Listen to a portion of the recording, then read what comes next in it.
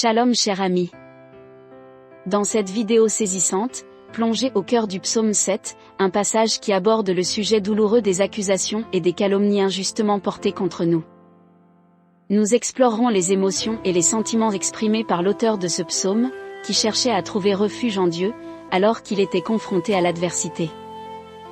Dans les moments où nous sommes injustement attaqués et diffamés, les paroles du psaume 7 offrent un réconfort puissant et une source d'inspiration.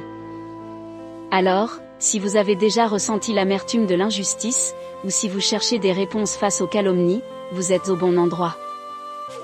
Mais avant de commencer, assurez-vous de vous abonner à notre chaîne pour ne rien manquer des vidéos inspirantes comme celle-ci, et n'oubliez pas d'activer les notifications pour être informé dès qu'une nouvelle vidéo est publiée. Dès les premières lignes du psaume 7, nous apprenons que son auteur est David. Le mot shigeyon, traduit par « chanson qui pleure », signifie littéralement « très émotif ». Le psaume a été écrit à une époque où un homme nommé Us, de la tribu de Benjamin, a porté des accusations calomnieuses contre David. C'était cette période de la vie de David où il fut forcé de fuir Saül. Us a probablement accusé David d'avoir tenté de tuer le roi Saül. Il n'y avait aucune raison pour une telle calomnie, et sans aucun doute les accusations étaient complètement fausses. 2 fois, David a eu l'occasion de tuer Saül, et les 2 fois il a refusé de le faire. David percevait le roi comme loin du Seigneur et croyait qu'il n'osait pas lui faire de mal. Cette vile calomnie a profondément offensé l'honneur de David. Il s'est avéré qu'en plus de la chasse continue et injuste contre lui, organisée par Saül, et de la position d'exilé, David a également dû endurer les mensonges répandus à son sujet. David a déversé son angoisse face à une injustice aussi monstrueuse dans le psaume 7. Le psaume tout entier est imprégné de l'esprit qu'une personne pieuse devrait avoir lorsque les méchants disent du mal de lui. Les paroles de David nous rappellent que nous ne devons pas oublier quand les autres nous calomnient.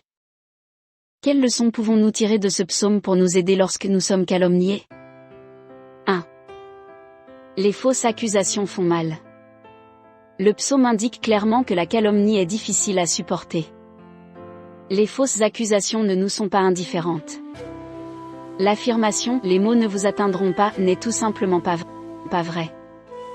Si nous voulons être honnêtes et sincères devant Dieu, alors nous devrons admettre que la calomnie contre nous peut nous causer la même douleur qu'un coup de fouet ou qu'une pierre jetée sur nous. 2. Lorsque vous êtes cru, allez vers Dieu. Le psalmiste ne sait pas comment résoudre son problème, mais il est convaincu qu'il doit en parler à Dieu. Il se tourne vers Dieu avec confiance. Le psalmiste recherche la consolation et la tranquillité et les trouve en Dieu. Sachant qu'il ne peut vraiment espérer qu'en Dieu, il lui demande sa protection. Ô mon Dieu! Je crois en toi, sauve-moi de tous mes persécuteurs et délivre-moi, qu'ils n'arrachent pas mon âme comme un lion, quand il n'y a pas de libérateur. David exprime chagrin et déception, décrivant sa situation comme une double épreuve. Saül et ses hommes ont poursuivi David. Cela en soi était déjà assez mauvais, pire était que pour David l'un des deux, soit Saül ou Q, était particulièrement terrible. Donnez-lui l'occasion, et il aurait mis David en pièces, comme un lion sa victime. 3. Tôt ou tard, Dieu réduira les justes. Suite à un appel à l'aide, David déclare qu'il n'est pas à blâmer. Il ne prétend pas être la perfection même, mais dans ce cas il n'y a rien à lui reprocher. Ô mon Dieu! Si j'ai fait quelque chose, s'il y a de l'injustice entre mes mains, si j'ai rendu par le mal celui qui était avec moi en paix, moi, qui ai sauvé même celui qui est devenu mon ennemi sans raison, alors que l'ennemi poursuive mon âme et rattrape. Que mon ennemi me tue si je mens, dit David. Il déclare solennellement qu'il est totalement innocent. Lève-toi, Seigneur, dans ta colère, lève-toi contre la fureur de mes ennemis, réveille-moi pour le jugement que tu as ordonné. Une multitude de personnes seront autour de vous, s'élever au-dessus d'eux.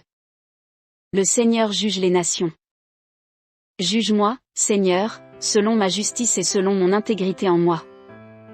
Sûr de son innocence, David demande à Dieu de rassembler une assemblée de justes et de défendre son honneur. 4. La loi de la responsabilité fonctionne parfaitement. David demande la fin du mal. Dans sa propre vie, il avait déjà vu ce que le mal apporte de destruction et de malheur.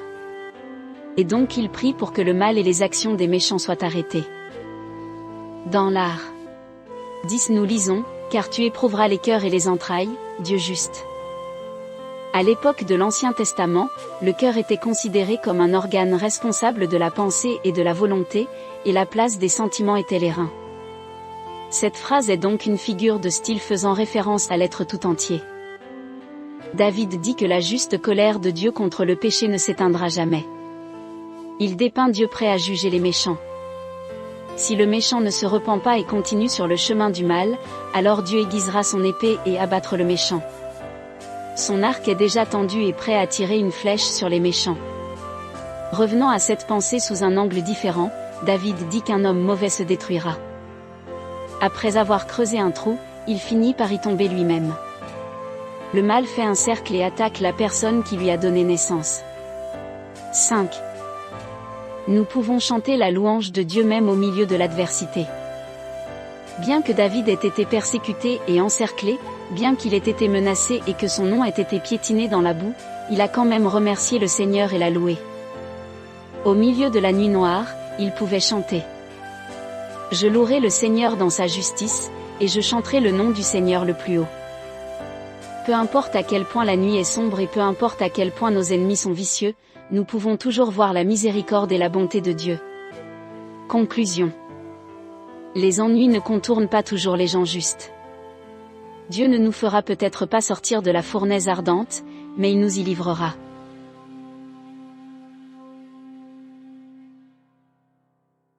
Et voilà, notre exploration du psaume 7 touche à sa fin. Le psaume 7 nous rappelle que même lorsque nous sommes confrontés à l'injustice et à l'opprobre, nous pouvons chercher refuge en Dieu. En lui remettant nos soucis et nos fardeaux, nous trouvons la force de traverser les épreuves et de faire face aux calomnies avec dignité et grâce. Dans les moments difficiles, rappelons-nous que nous ne sommes pas seuls dans nos luttes. Il y a des personnes bienveillantes qui nous entourent, prêtes à nous soutenir et à nous encourager. Et surtout, il y a un Dieu qui nous aime inconditionnellement et qui est toujours là pour nous, même dans les pires moments. Si cette vidéo vous a touché et que vous pensez qu'elle pourrait aider d'autres personnes, n'hésitez pas à la partager avec vos proches et vos amis. Ensemble, propageons l'espoir et la positivité dans ce monde qui en a tant besoin. N'oubliez pas de laisser un commentaire pour partager vos réflexions sur le psaume 7 et vos expériences personnelles face aux accusations et aux calomnies. Nous avons hâte de vous lire et d'échanger avec vous.